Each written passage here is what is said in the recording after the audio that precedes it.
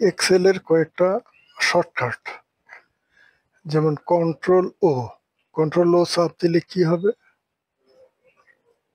Control ও চাপ দিলে open document, মানে যে কোনো একটা ডকুমেন্ট ওপেন হবে। এই যে কন্ট্রোল ও চাপ দেওয়া হয়েছে, একটা ডকুমেন্ট ওপেন হবে এখানে।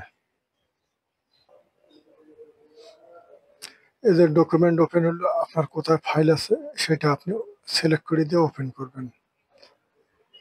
ঠিক আছে, এটা হলো কন্ট্রোল ও, যে কোনো ডকুমেন্ট ওপেন করার জন্য।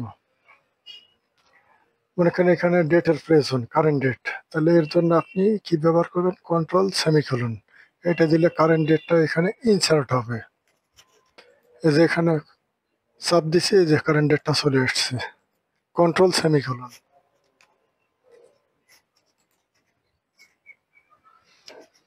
তারপর পুরোটা যদি সিলেক্ট করতে চান, কন্ট্রোল এ,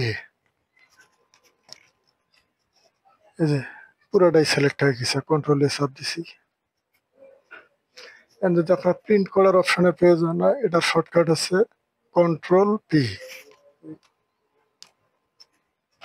এই যে কন্ট্রোল পি চাপ দিছি, এই যে প্রিন্টের অপশন এখানে চলে আসছে।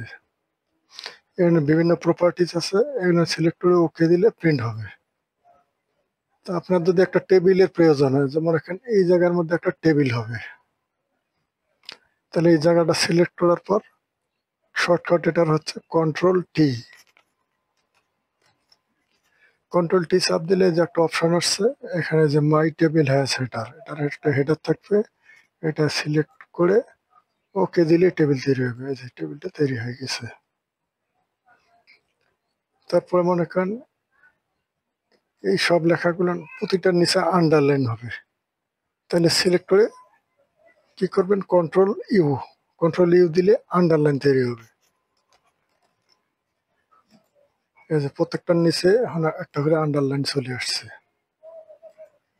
এক্সেলে কোনো কিছু খুঁজে বের করার জন্য যে শর্টকাট ব্যবহার করা হয়, এটা হলো কন্ট্রোল এফ, ফাইন্ড করার জন্য। এই যে কন্ট্রোল এফ চাপ দিলাম, অপশন চলে আসছে, আপনি কি খুঁজতে চাচ্ছেন সেটা এখানে লেখেন। যে আমি এখানে চাচ্ছি যে সোহেল, এই নামটা আছে কিনা খুঁজবো। সোহেল লিখে এই ফাইন্ড অল, এই যে সে পাইছে, এই নিচে দেখাচ্ছে এই যে সোহেল এখানে আছে। এই যে সোহেল এখানে আছে, পাওয়া গেছে তারে। আর সেটা এই যে ঘরটা ব্লক হয়ে আছে, হয়তো এখানে ছোট দেখি বোঝা যাচ্ছে না। হ্যাঁ, এই যে এটা একটা বর্ডার করে ধরে রাখছে। তাই এগুলা নিয়ে এক্সেলের বেসিক কিছু শর্টকাট, যা সবসময় প্রয়োজন হয়।